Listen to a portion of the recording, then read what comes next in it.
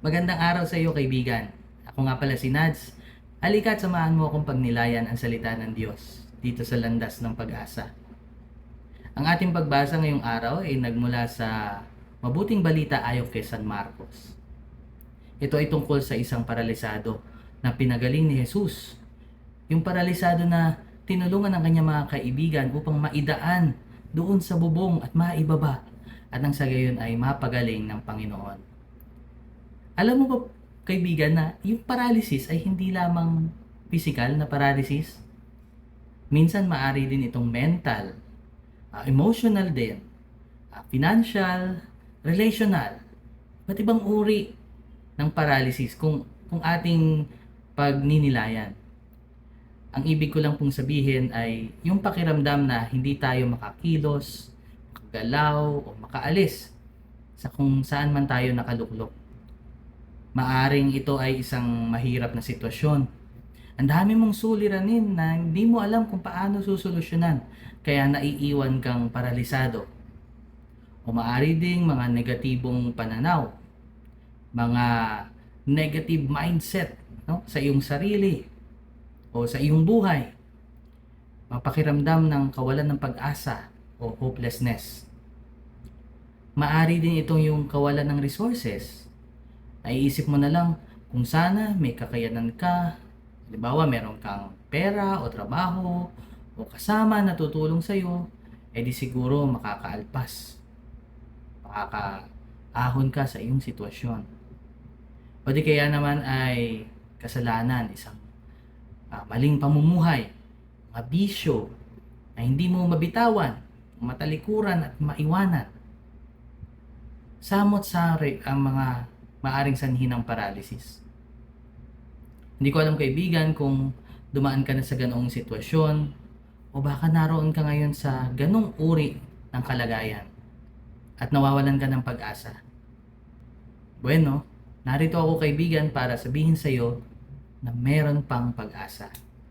Sa ating pagbasa, makikita natin na sa pamamagitan ng kapangyarihan ni Jesucristo ay nakabangon at nakagalaw muli ang isang taong paralyzed.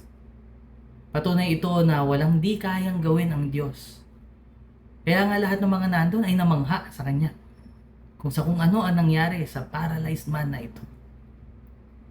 Isang salita lamang ni Jesus ay gagaling ka na kung sino ka man, basta ikaw ay lumapit lamang sa Kanya. At minsan, nakakatulong ang suporta ng mga tunay na kaibigan, mga kapamilya, kamag-anak, na nariyan para maging kaakbay at umalalay at magtawid sa atin. Maglapit sa atin sa Panginoong Hesus na siyang tunay na nagpapagaling. Sa kwento natin, kung hindi dahil sa tulong at kusa ng mga kaibigan ng taong paralitiko, malamang hindi pa siya gumagaling. Kaibigan, pahiwatig ito na mainam na meron tayong dinudulugan o napagkukunan ng suporta sa buhay. Yung mga tao na hindi lamang magbibigay sa atin ng tulong, kung hindi tunay na magdadala sa atin papalapit sa Panginoon, sapagkat siya ang tunay na makakapagpagaling, makakapaghilom, at makakapagpabalik ng sigla at saya at saysay sa ating buhay. Meron ka ba mga kilalang ganoon?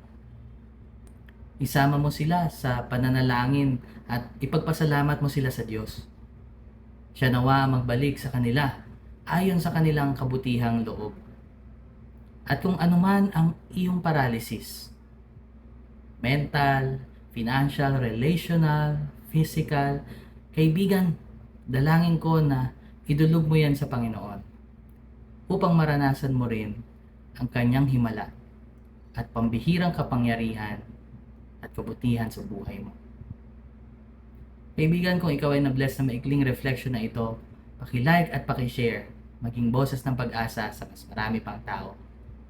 Muli, ito po si Nads na nagsasabing, sa pagninilay sa pagbasa, may makukuha tayong pag-asa. God bless!